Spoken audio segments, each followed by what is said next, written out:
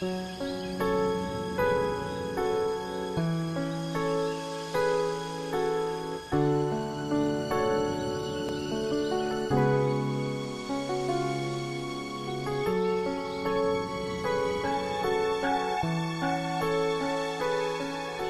good afternoon. This is Janet Russell Dixon, who is the director of the Russell Home in Orlando, Florida.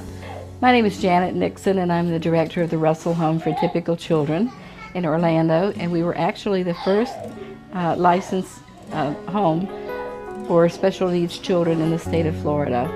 We hold license number 1. And we're just a private, nonprofit residential home, and our doors open. We don't charge.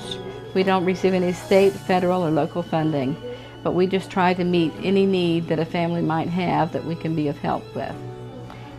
Mother took the first little girl in 1949, and she just passed away at the age of 64. But we still have children that have grown up in this home. The home is very important because they don't take change very well. Our youngest is a little 7-year-old boy that we got when he was just 4 pounds. And was not supposed to live but a couple of weeks. But they thrive on love like everybody else. And we're just here to help them develop to their best potential that they have. We educate them, we let them have a good social life, and we just try to make it a home for them. And that's what we're all about. We have 25 that live here now, and the home that we live in is really a tired house, to be honest with you. My father built it in 1942, and it has an old gravel top roof. The wiring and the plumbing and the things you can't see are what is our big problem right now. So we're have a dire need to remodel, and of course everything's quite costly.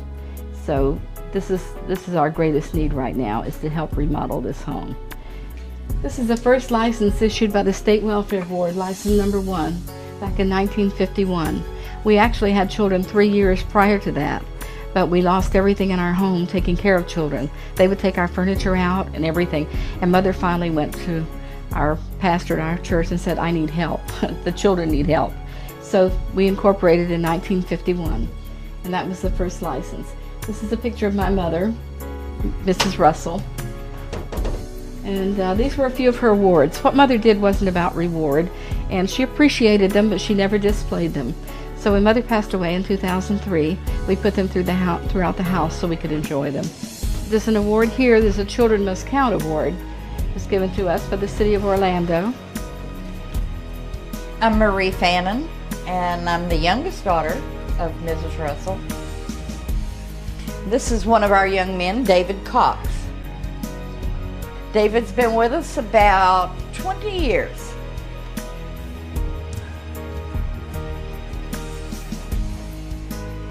This young lady right here is Susie. Hey Susie, gonna smile for us? As you can see, Susie doesn't have any little eyes. Susan can hear, but she is club-footed. She can pull on the side of the bed and turn herself over. Put your hand out. Put your hand out. She's listening. She knows there's a strange person in the room. I think she knows it by smell. But now Susan's in her 50s. I think she's 55. And would you believe this child, with as many problems as she has, she is never sick. And this is an employee, Anna, that works for us. And this is Miss Jenny. Now Jenny is how old? 55. 55, and Jenny's been here all her life.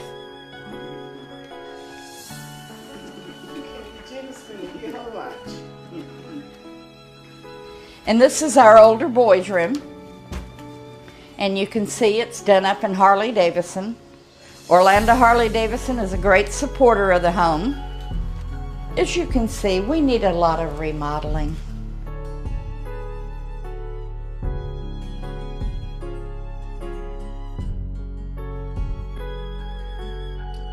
And this is our older girls' room. Believe it or not, we have 2 commercial washers and 2 commercial dryers, and they go continuously. All the time. Now we're going to walk through to the playroom. This door can stay open.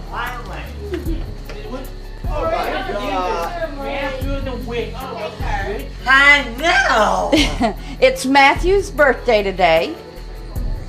And Matthew is daycare. He goes home in the evenings with his parents. This is Warren. Hi. And this young man over here is Newton. They both live at the home. Yeah, he's been here. Sherry is in her 40s, and Sherry came to live with us when she was 16 years old. Now, baby Amy over there in the wheelchair is 37. And this young man is Benjamin. Yeah. How old are you, Ben?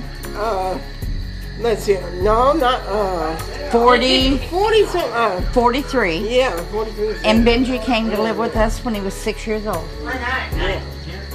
This is Amy, Billy, Nene, Kimberly, Margie, Paul.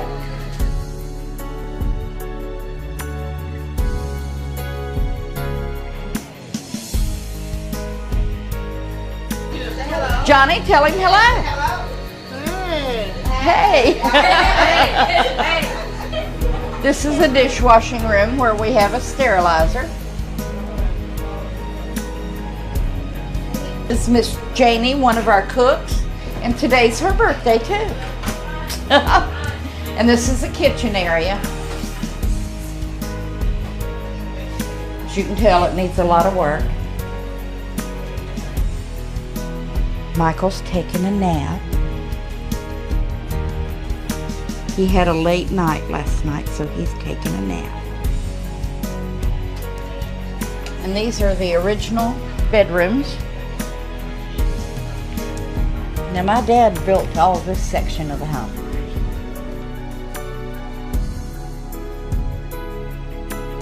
And if you can see, it needs some work done on it.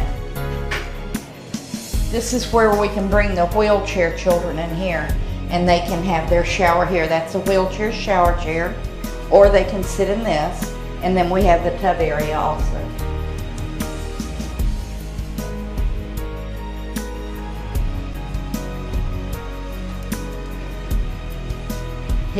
Benji is definitely a Magic fan.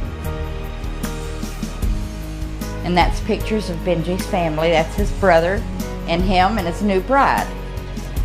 And then we're with Miss Betty in her office. And this is our dance instructor that gives a dance class every Thursday at 4 o'clock to all our children.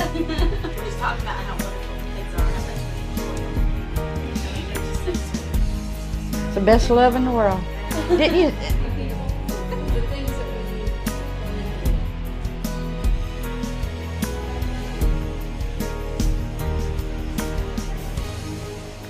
This is a little plaque that my mother gave to all of her employees. It's to the world you may be one person, but to one person you may be the world. And she thought that was a very, very important statement, was for them to realize that how important you could be to one person. This is our tea room. And I was fortunate enough to have a bed and breakfast. And when my mother passed away and I wanted to come home, and needed to come home, I sold it, and I brought 3 little tables with me. And it's for donations to the home, and it helps pay for all our expenses. And we were glad to have your group here today. How did families know that you were actually support children? Well, we've been, I think, living in Central Florida, it's amazing how we've had children from the Virgin Islands, we've had them from Montana, we've had them from all over just by word of mouth. But the hospitals are very familiar with us, the churches and the sheriff's department, and just people in general that know that we're here and know of our home and know what we are here to do. Like I said before, we try to do what we can to raise money ourselves. We just don't sit here and wait for it to come through the door. But we have a little tea room and a garden center and a thrift store, and the children are able to work there and help and do things, so they have quite a good life. But if there's a need, it's usually, more often than not, come from the hospitals. and the doctors that are familiar with our home and know that we, at the drop of a hat.